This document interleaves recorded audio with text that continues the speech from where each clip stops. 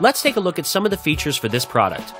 RoboMe has unique features to it, which include being able to use an iOS device as the head of the robot.